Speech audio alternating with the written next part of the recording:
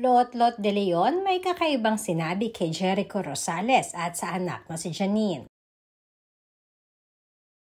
Isang nakakapanabik na teleserye na naman ang ating pakakaabangan araw-araw. Ito ang teleseryeng pagbibidahan ni Jericho Rosales at Janine Gutierrez, kung saan ang karakter nila dito bilang mag-asawa sa teleseryeng Lavender Green na pagbibidahan naman ni Jody Santa Maria. Aminado naman si Jericho na ngayon ay dating na ang kanilang status ni Janine Gutierrez, na talaga namang ikinagulat ng mga netizens ang pag-aming ito kaagad ni Jericho.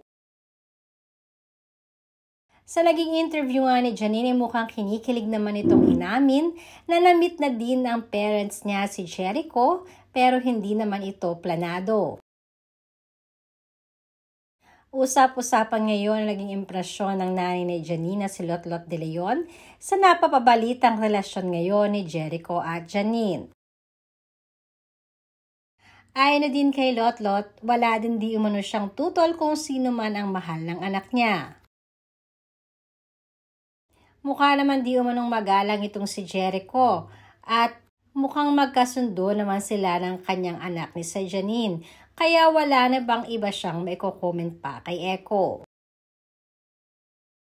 Madami namang fans ni Echo at Janine ang hindi makapaniwalang totohanan pala ang nagiging relasyon nilang dalawa sa teleserye.